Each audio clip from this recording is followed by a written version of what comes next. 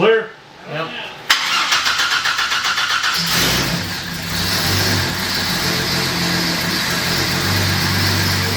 Alright guys, it is time for a highly anticipated update on our 2010 Camaro SS project that we are affectionately referring to as the All-American Supra.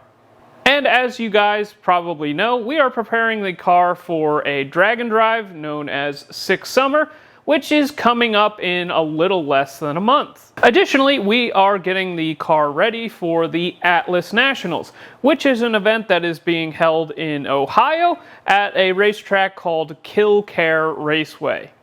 If you guys aren't familiar with this event, it is an event that is designed for all engines in the Atlas family, which includes the engine that we just installed in the Camaro, a Vortec 4200. So there's going to be lots of guys there with their 4, 5, and 6-cylinder engines, and we would love to see you guys come out with your 4, 5, or 6 powered vehicle and show it off. So if you aren't signed up for that event, I will leave a link in the description where you can sign up, and I hope to see a lot of you there. With that out of the way, let's roll into some updates on the Camaro, starting with the Firewall. Alright guys, you may think that bolting an engine in place of another when they share a very similar bell housing pattern would be pretty straightforward. But we decided to make our lives a little more complicated because we wanted to set the engine back as far as possible in this chassis just to help with weight bias. The LS engines that came factory in these vehicles sits pretty far forward in the chassis, and we definitely wanted to improve that. The factory has sort of a windshield wiper trough at the back of the Firewall, and the previous owner was already kind enough to have cut that out for us. And this leads into some research that my dad had done on the Copo Camaro program that GM did starting in 2010. Turns out they had to do quite a few modifications, which I will hand over to my dad to explain. Looking at videos on the construction of Copo Camaros, I discovered that they had notched the firewall brace in order to get clearance for the transmission, since they set the engine back 4 inches. We have such a long engine, we want to get it as far back as we can, and when looking at trying to access the bolts for the transmission shield, it was clear that we needed to notch it. And it was after that I had seen that we needed to notch it that I found on the construction of Copos they made those notches. This one is a little extra tall so that we have more room for the dipstick. In addition to that, then, I'm welding all these firewall holes shut and trying to do the metal work on them right now. And so far, we've closed up 34 holes in the firewall area. Alright guys, that is 44 holes welded up on the firewall.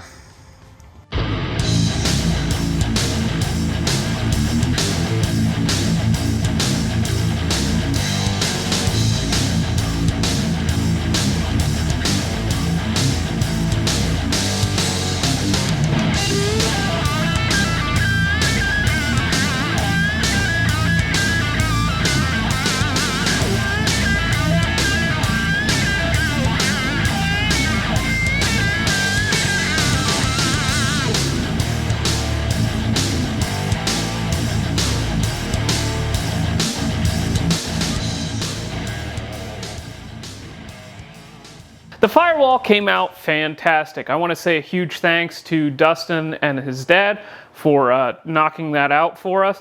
It came out way better than I ever thought was possible, and we are very happy with it. Now the car, as we purchased it, came with a set of Willwood brakes in the back, which were designed to basically reduce the size of the brake rotor and caliper placement so that you could put a 15-inch rim on it. That was all well and good, but they still had the stock Brembo brakes in the front of the car. Being that on a drag car or a straight line type speed car, you want to run as skinny of a tire in the front to reduce rolling resistance. Having that big 17-inch Brembo brake in the front is kind of a sketchy setup. The problem is the front brakes will grab a lot harder than the rear brakes will. And on a car with a normal square setup on the wheel and tire package, where the front tires are just as wide as the rear, this would normally be okay. The weight typically transfers forward as you are braking, and you will have more downforce on the front tires, which will allow you to apply more braking force and slow the car down more with the front wheels. The problem with our setup is we have some skinny 4.5-inch wide tires in the front and some 325s in the back. So we're going to have to rely on the rear brakes a little bit more than the front brakes, just because if we apply too much force in the front, it's just going to lock the front wheels up and cause a lot of issues there. Now, there are ways to get around this. You can install what are called proportioning valves into the system, where it basically will bias the pressure of the system so that it sends more pressure to the rear. And this will get me into our second benefit from installing aftermarket brakes in the front, and that is weight. The brake package that we decided to put onto the front of the Camaro is a set of TBM brakes. I'm a big fan of what Doug and Garrett over at Motion Raceworks are doing, so we decided to support them and install a set of TBM brakes. Also, I've heard they're pretty good brakes, so we'll find out. So without further ado, let's go to some clips where we installed them on the vehicle.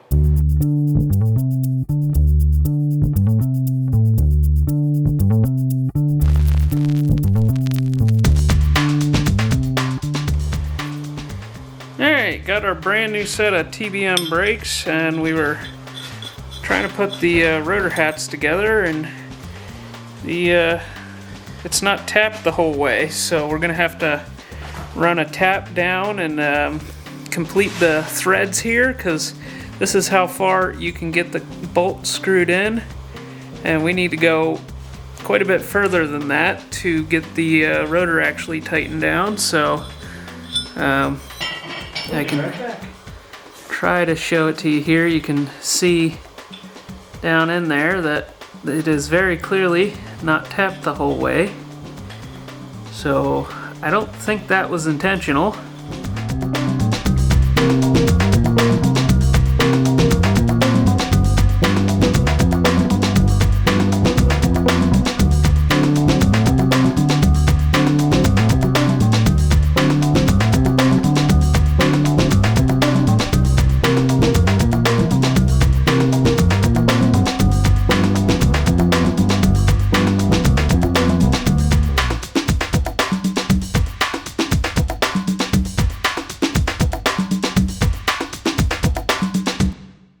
Alright guys, next I have something pretty cool that I have been working on for the last couple months that I would like to show to you. One of the most difficult things about a 4200 swap is the intake manifold. Now, I realize there is no intake manifold present right now, and that's because this segment isn't about the intake manifold, and rather the alternator. The reason why the intake manifold is so challenging for people to fabricate or for people to develop for an aftermarket piece is because the alternator makes this area of the intake manifold very crowded. You can see that this very front bolt here is very much covered up by the alternator, and getting around this thing with some intake runners is kind of challenging. So the past couple months I've been working on a kit that just kind of gets rid of this thing and moves it somewhere else. So let's go over the factory setup. The factory 4200 puts a power steering pump up here with the factory tensioner here. Normally there is a smooth pulley on the tensioner. I have changed it out to a grooved pulley. The water pump is obviously right here. Alternator is there. And the air conditioning compressor is down here. Now, what I've spent the last couple of months developing is what you see right here. This kit here is meant to move the alternator down to where the air conditioning compressor is. So let's get this thing bolted on and show it to you guys.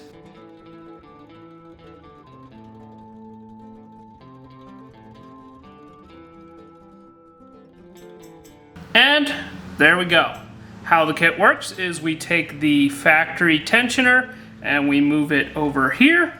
We install a grooved pulley onto the tensioner along with this idler up here that mounts onto the supplied bracket.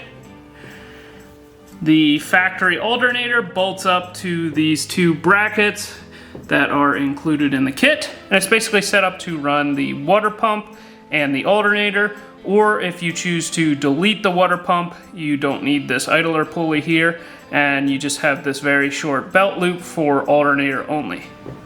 What this kit allows is for you to put a big honking intake in this area and not have to worry about this stupid alternator that you gotta get around. But that's not the only thing that we developed for the Camaro, so let's show off some more ability goodness. Another need in the 4200 market has been an upgraded trigger kit. If you guys don't know, most of the 4200s came equipped with a 7-tooth crankshaft reluctor and a 6-tooth camshaft reluctor. They work fine for most people, but a lot of ECUs don't support that trigger pattern. And also the best factory ECU for the 4200 only supports a 58-tooth crank trigger, and therefore it is not available on most 4200 engines. The only 4200 engines that came equipped with a 58-tooth is actually one of these motors sitting right next to this earlier one, and that is a 2008 and later engine. These are hard to find, and they only came equipped with an 8 counterweight crankshaft, whereas the earlier engines came with a fully counterweighted 12 counterweight crankshaft.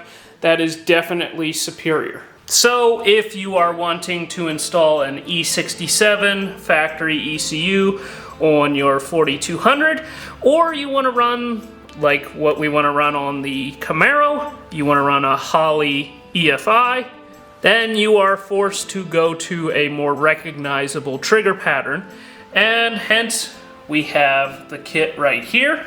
Now there's more to the engine trigger pattern than just the crankshaft reluctor, and there is also the camshaft reluctor.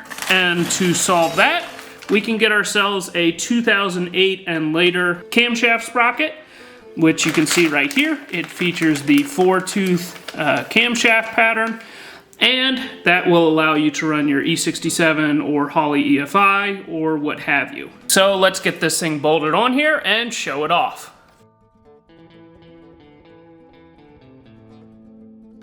Alright, and this is what we have. As you can see, we have used a couple of the bolts in the timing cover to support our sensor sled here. And this thing is adjustable so that you have a certain amount of range that you have to get your sinking marks all adjusted into the right orientation to match TDC and all that kind of stuff. Obviously, I will have very detailed instructions when we go to start selling these guys, but this isn't quite finalized. I know that it works, but I'm not quite ready to sell it, just because I need a little bit more time with it to make sure that it's going to be reliable. The sensor sled, as I am calling it right here, is set up to accept a Gen 4 LS crankshaft position sensor. I figured that would be a good piece to use since they are set up to read a 58 tooth wheel. So make sure you stay tuned for this. The pulley setup and alternator relocation should be available soon. Trigger setup will be a little bit later. So the last major thing that we need to knock out on the Camaro is the wiring.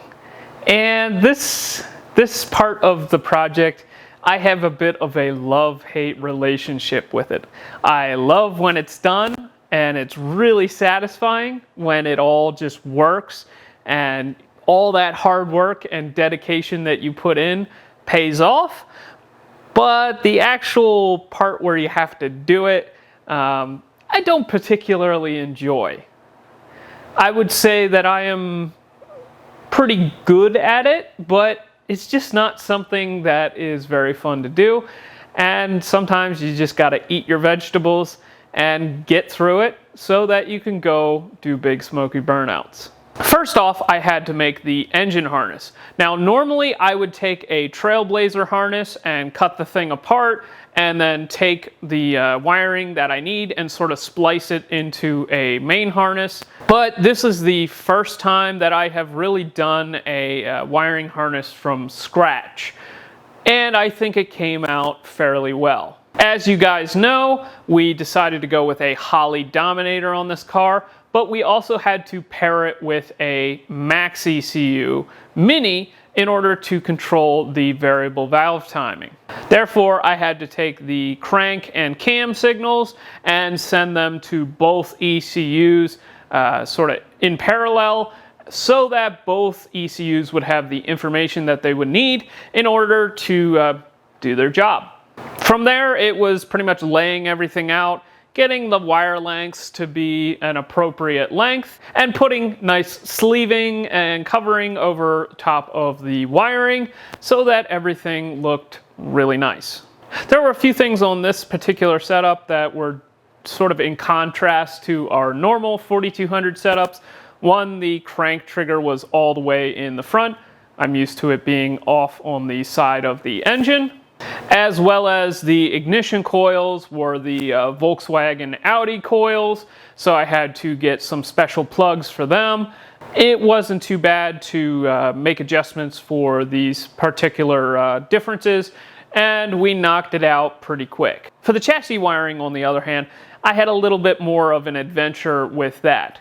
The car came with a Copo wiring harness, and what that is meant to do is it is meant to literally just power the things that you need in order to race the car. This is great and all, but there's not provisions for things like turn signals or windshield wipers or anything like that. And I was sort of hoping to use the Copo harness as sort of a, something to get me started. Maybe I could grab a few plugs off of it, get some wire lengths, that sort of thing. But the deeper that I got into it, the more that I discovered that we kind of just needed to start from scratch.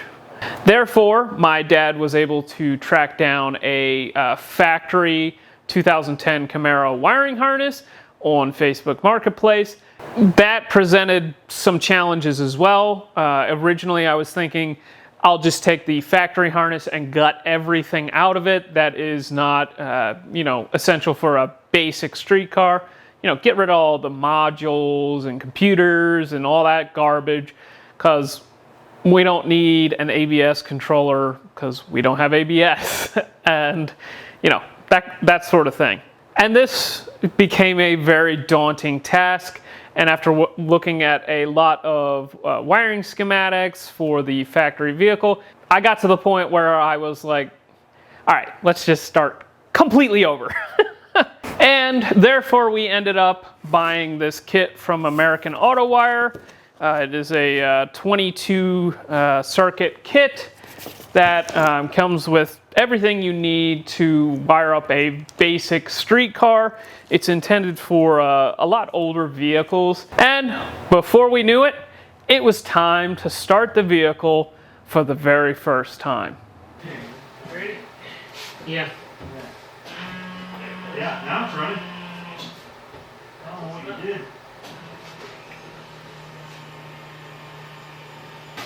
Yeah, but you can double check me. Alright, let me get all this stuff off of here. Because next time it's full pressure.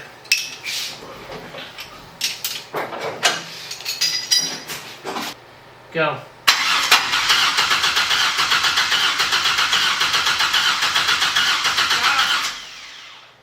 No oil.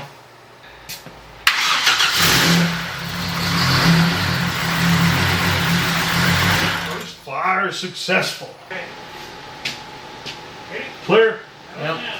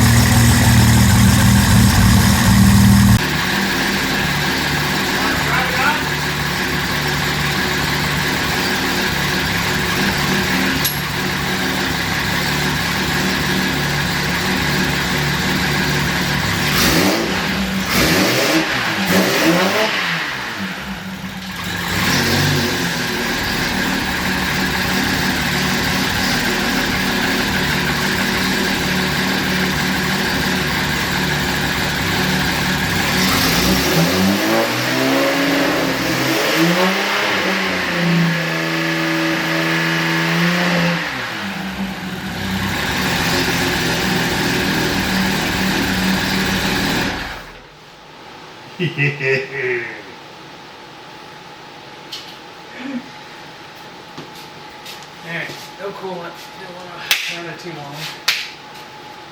That sounds good. Well, yeah, no coolant leaks. Well, that went exceedingly well. I was kind of amazed at how well the car started, being that it was literally the first time we ever tried to fire the vehicle. It literally lit off right away. It's kind of crazy because we have a totally different ignition coil that we're dealing with and a totally different trigger setup to what we normally put on our cars. Now, I'm not trying to like toot my own horn, but there's a lot that went into that. There's a lot of engineering and design work that went into making all that stuff work together. And frankly, it was kind of surprising how seamless everything was. It just kind of just worked. And I was very proud of all the effort that my dad and I had put into making that happen. And frankly, it was awesome. Now, I want to stop and say a huge thanks to Mark over at the Buck Does It YouTube channel. I will leave a link to his channel in the description. He helped us tremendously towards the end of this effort here. Frankly, there's been a lapse in videos that have been coming out on this channel, as I'm sure you guys have noticed. And that was mainly due to, one, I had a lot of crap going on with the theft of my Studebaker and my truck, as well as I was trying to hit a date for the dyno appointment that we had because it was looking like that was the only date we were going to get with enough time to be prepared before sick summer. So Mark stepped in towards the end of that whole process, and he just came over to the house and went to work on basically anything that we told him to, and I don't think we could have done it without him, so thank you. And with that being said, I'm going to end this video off here. Next video, we're going to the dyno. So make sure that you like, comment, and subscribe, and we'll see you in the next one.